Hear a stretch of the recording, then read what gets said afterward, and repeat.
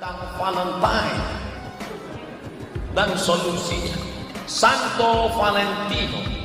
Santo artinya suci. Kalau saya dalam agama Kristen digelar Santo Somadus, manusia suci. Maka ada namanya Santo Valentino. Dialah yang membebaskan tentara yang sedang bercinta, dinikahkannya, maka akhirnya dia dibunuh. Lalu hari kematian itu dikenang dengan hari cinta. Tapi ternyata nanti tanggal 14 Februari itu adalah hari zina internasional. Di malam itu semua orang keluar dengan pasangannya. Bahkan hotel-hotel di Pekanbaru pasang harga promo malam cinta setengah harga plus sarapan pagi. Hati-hati, jaga. Makanya nanti malam 14 itu buat pengajian di masjid-masjid, pengajian menolak kemungkaran. Tapi jangan buat malam ini pengajian kita tentang mengenang Valentino. Jangan. Tahun lalu di Masjid Agung kita buat.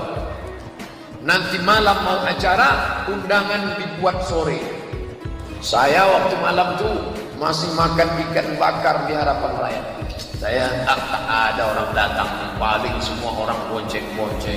Saya ditelepon, Pak Ustaz, jamaah sudah nunggu masuk ke Masjid Agung full penuh. Atau ini buat lagi. Anak-anak muda orang tuanya bawa. Jangan biarkan anak muda keluyuran. Kalau ada pacarnya jemput datang, bensinnya bocorkan, businya cabut, stangnya ikat. Itu tentang munculnya bid'ah. Bid'ah di sini bukan masalah fikih tapi akidah, keyakinan. Ya, di negeri Jawa, di Pulau Jawa, kemudian wantisyariha wal mubtadi'ina fiha, dan penyebarannya bagaimana dia menyebar serta tokoh-tokohnya. Di antara yang disebut dengan bid'ah adalah tasyabbuh fil aqaid, menyerupakan dalam keyakinan-keyakinan di pemeluk lain. Apa di antaranya kata beliau? Pada masa penjajahan dulu itu, datanglah kemudian para penjajah, plus bukan dengan penjajahan saja tapi dengan keyakinannya. Mereka membangun kanais, pusat-pusat ibadah mereka. Ya, kalau dulu yang datang itu Portugis, maka dia bangun gereja, kemudian juga Belanda datang bangun gereja. Ketika dibangun, dia kemudian mengajak dengan misi supaya orang-orang convert, pindah agama pada keyakinan mereka. Bagaimana caranya? Salah satunya dengan tasyabuh. Mengajak kemudian dengan pakaian-pakaian, ya, ciri khas, pakai topi-topi khusus, pakaian-pakaian khusus dengan pakaian yang dipakai mereka untuk ibadah. Ada lagi yang memberikan biskuit, ada yang memberikan makanan macam-macam. Kata beliau, memberikan fatwa pada saat itu, siapa yang bertasyabuh mengenakan pakaian bizayyihim, pakaian-pakaian khas mereka. Bisa, maaf, ya, pakaian topinya dipakai. Kemudian bisa menggunakan pakaian-pakaian tertentu yang memang digunakan untuk kepentingan ibadah agama tertentu. Maka beliau hukumi yang seperti itu tasyabbuh bil kufri fahuwa kafirun wa haramun. Yang seperti itu dihukumi dengan haram. Tasyabbuh itu artinya menyerupakan dari perbuatan yang dengan perbuatan itu menunjukkan pola ibadah tertentu, pola keyakinan tertentu yang dilarang dalam Islam. Jelas? Ada orang beda kepercayaan dengan kita, dia mengenakan pakaian, tak ikuti pakaian itu disebut tasyabbuh yang dilarang. Ada orang punya kebiasaan, misal ada ulang tahun, tiup lilin, tiup gak mati-mati, ya, masya Allah, karena lilin ditutup dengan gelas, kan, masya Allah. Bisa gak mati-mati, tiup, nah itu kebudayaan yang dilarang. Valentine misalnya kan, Valentine, 17 Februari, kebudayaan datang dari luar, ya, bertentangan dengan nilai agama, merusak akidah, muncul banyak yang haram di situ, ikhtilat di antara remaja, haram. Anda ikuti tasyabbuh dengan itu, haram hukumnya. Itu yang disebut tasyabbuh. Ya, tapi kalau tasyabbuh dalam muamalah yang dibenarkan itu gak ada masalah. Misal orang Yahudi pakai pesawat, kita pakai pesawat itu gak ada masalah. Ya, jangan diserupakan.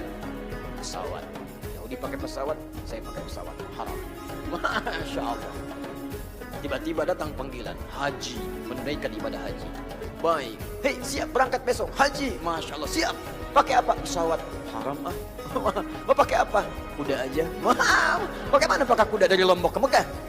Susah. Ya, itu handphone.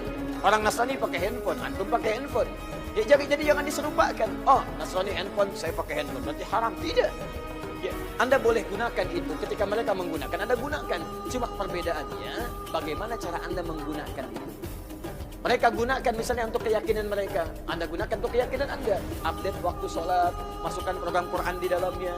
Ada yang sifatnya serupa. Dia nelpon, Anda nelpon. Itu bukan tasyabbuh. Kan itu pola umum dalam kehidupan. Dia bicara, Anda bicara. Dia makan, Anda makan. Itu bukan tasyabbuh. Cuma perbedaannya, apa yang Anda makan, apa yang mereka makan. Bagaimana cara mencari makanan, bagaimana cara mereka mencari makanan. Itu yang membedakan antara mereka dengan kita. Assalamualaikum warahmatullahi wabarakatuh. Islam tidak pernah mengharamkan yang dinamakan dengan cinta. Bahkan Islam memberikan ruang untuk cinta, dan Allah Subhanahu wa taala mensifati dirinya dengan Ar-Rahman Ar-Rahim, yang Maha Pengasih lagi Maha Penyayang.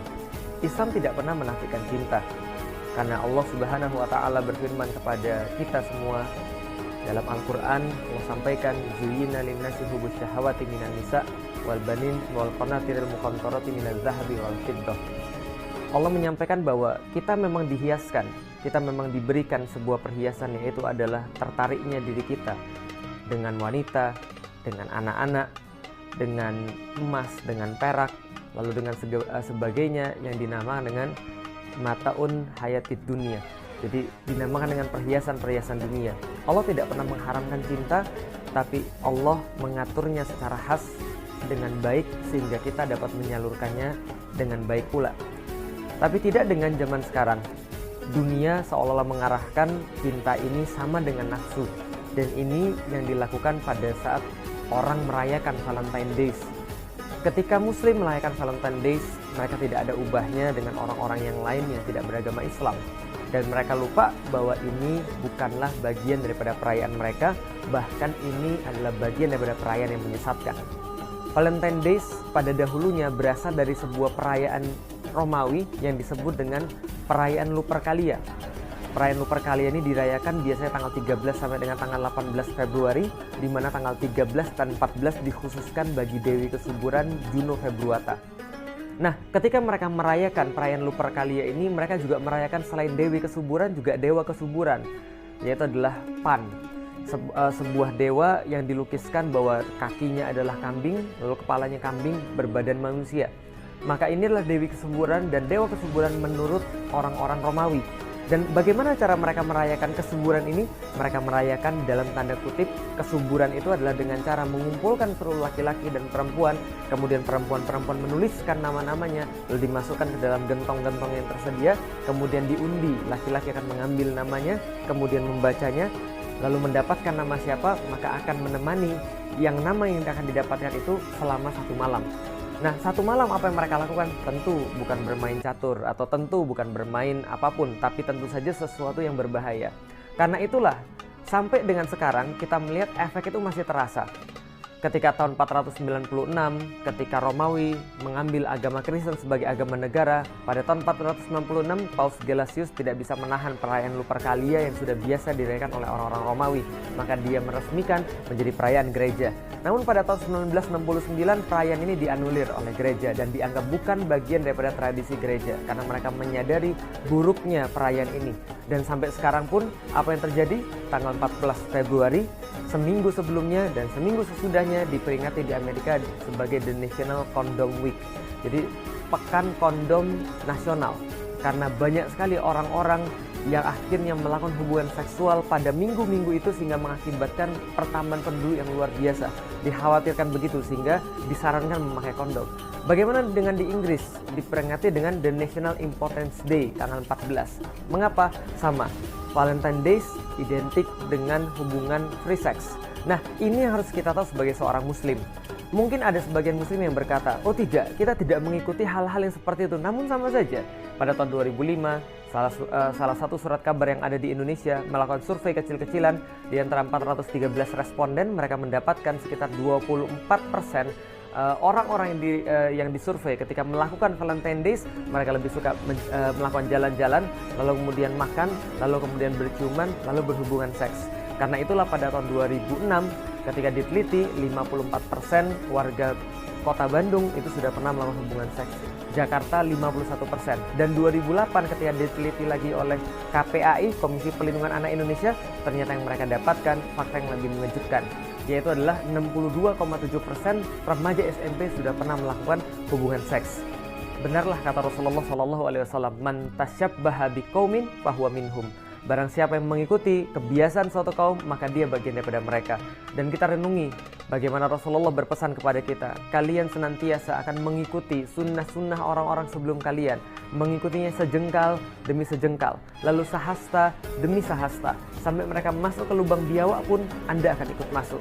Lalu orang-orang bertanya, sahabat bertanya, ya Rasulullah, apakah itu adalah Yahudi dan Nasrani? Rasul menjawab, kalau bukan mereka, siapa lagi? Maka Valentine Days bukan bagian daripada perayaan kita, bahkan adalah perayaan yang sangat menyesatkan. Maka kaum muslimin tidak boleh tertipu, ikut-ikutan meramaikan, apalagi merayakannya. Wallahu a'lam bishawab. Assalamualaikum warahmatullahi wabarakatuh.